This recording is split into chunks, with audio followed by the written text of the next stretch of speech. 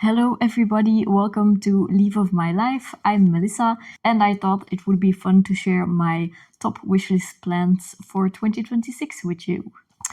I know we've all been feeling a little bit of the winter blues, so what better way to get some serotonin by looking at pretty plants that you might be able to add to your collection.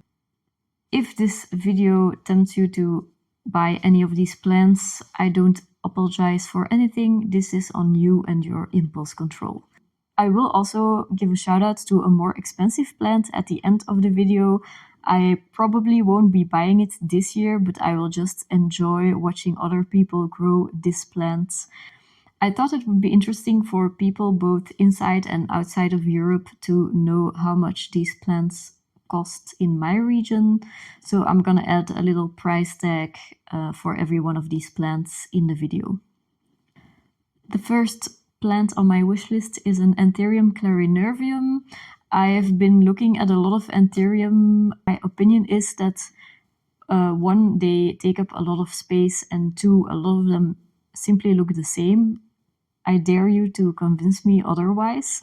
But one that really has been catching my eye is an Anthurium clarinervium because of the foliage and then the veins or nerves, I don't know what to call them, and the contrast between them. I think it's a very stylish plant, so I would be very happy to add one to my collection.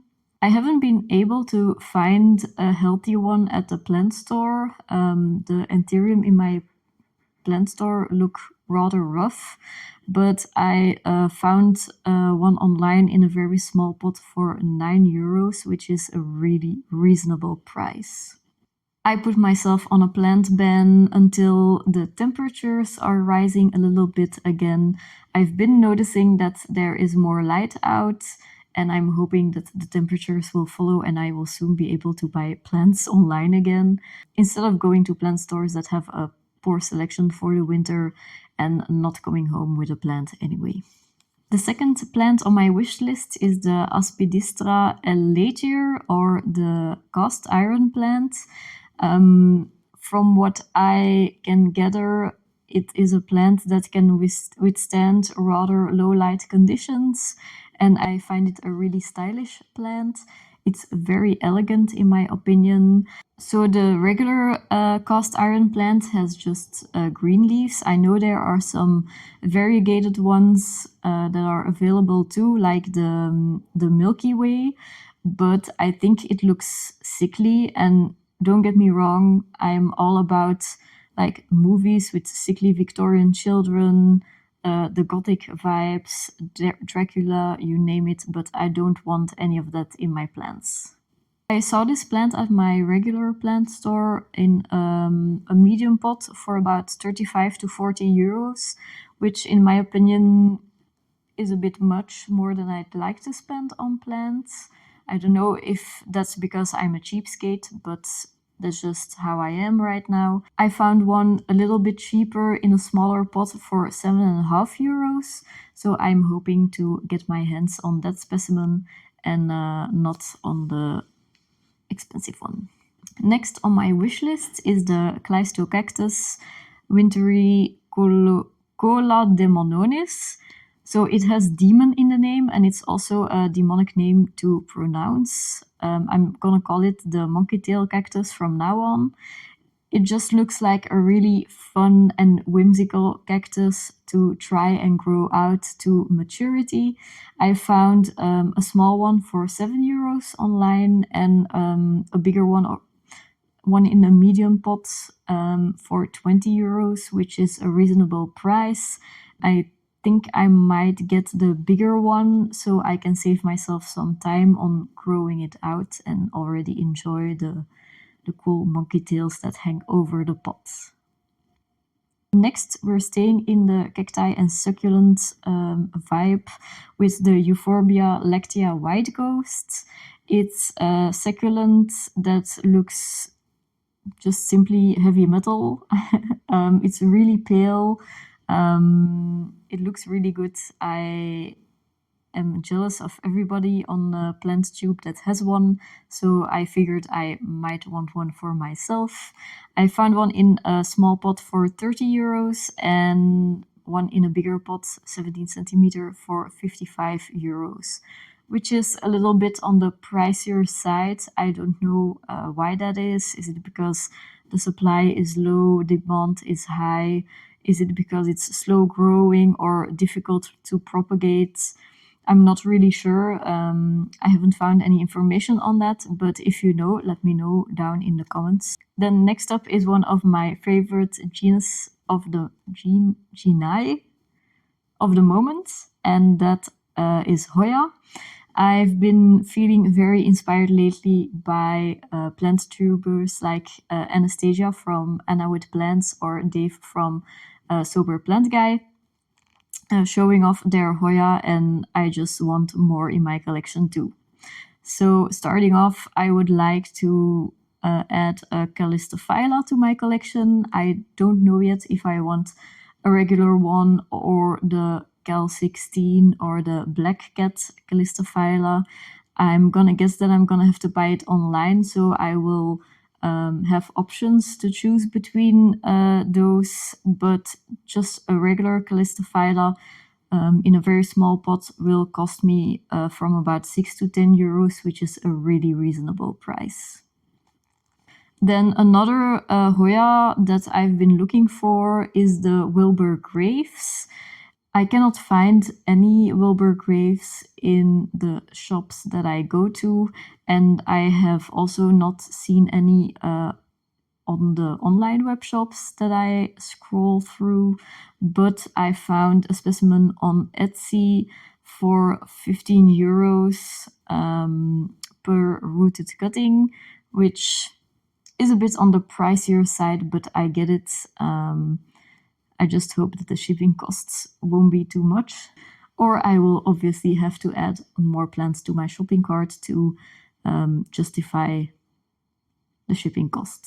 Then next up are two Hoya that remind me of Jurassic Park for some reason.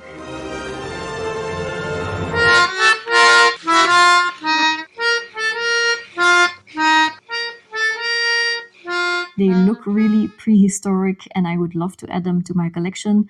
The only thing that I'm not really sure about is the hardiness of these plants, which is a Hoya clemensorium.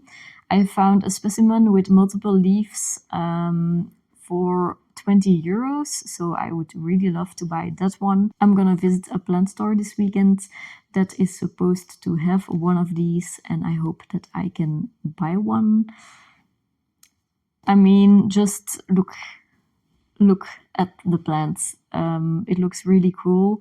But the next one I want to talk about is even cooler, and that is also reflected in the price.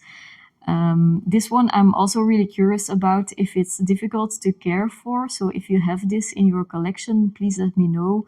What conditions do you keep it in, and do you have any tips and tricks for me? It's the Hoya undulata, and I found a rooted cutting for 50 to 60 euros on Etsy too. What can I say? It's really a beautiful Hoya. It would be really lovely to add it to my collection. Some people will probably dislike it because of the look, but I like the prehistoric look that it has. Then next up, I obviously couldn't just pass by the genus of Monstera. I already talked about my 5 Monstera in another one of my videos. They're just all of them regular Monstera deliciosa with all green leaves. But what I would like to get my hands on this year is the Monstera Burl Marks Flame. It has really been coming down in price, and a small pot of Monstera Burl Marks Flame would cost me 20 to 30 euros, which I find is a really reasonable price, and I would love to maybe not grow it to maturity. For some reason, I like it when the leaves are staying more juvenile, like the claw leaves. But who knows if I can buy one. maybe I will try to grow it to maturity depending on my taste at the time. Second to last, I want to share with you the Orbea grandiflora. I think it was wild fern that inspired me to add it to my wish list because of the flowers. The flowers look really interesting. They remind me of the Demogorgons in Stranger Things, which is a good thing because I really liked those monsters. So my goal for the Orbea would be to grow it to maturity and watch it flower. I found one in a small pot for €6, which is a really reasonable price. Then last on the list is the Philodendron patriciae. I added it to the list after seeing it in Sydney Plant Guy's video. I think Jan has a really nice specimen.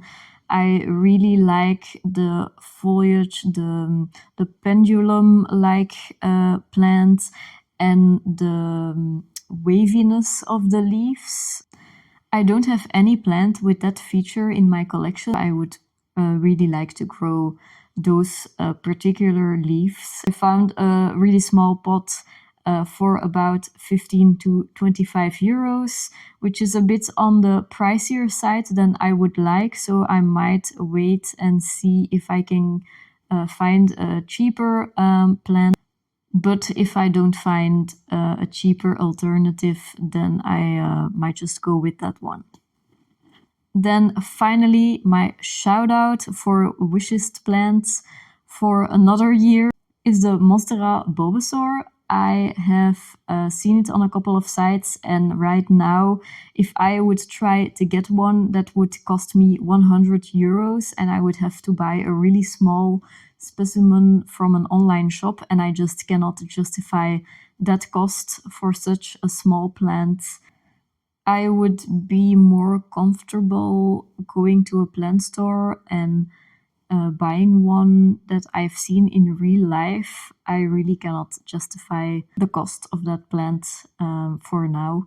But I will be watching Melissa from Plants by Melissa grow her tissue culture Monstera bulbasaur, and I will just admire it from afar and wait for the prices on that bulbasaur to drop. What can I say about the plant? I'm a 90s kid. I'm into Pokemon.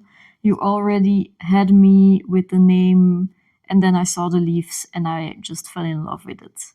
I'll be focusing on buying and growing the Burl Marks Flame in 2026, but I will definitely be keeping my eye on the Monstera bulbasaur prices and availability in general. So there you had it. This is my wish list for 2026.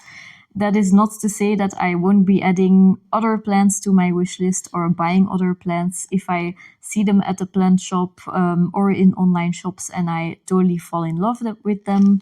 But for now, I want to try and focus on adding these plants to my collection. I want to say that because I'm limited in space, I also want to downsize my collection at the same time. So a few of my plants will go out of rotation and I will add some others in. And that concludes this video. Please let me know if you have any of the plants on this wish list and give me all your care tips. Post below, comment below if you also have any of these plants on your wish list or if you have other ones on your wish list. I'm always keen to find out about other plants that I don't know, and I'll see you in the next video. Bye!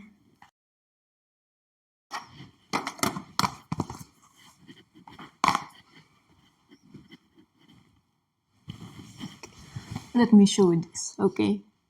I deserve a Monstera bulbasaur. Okay.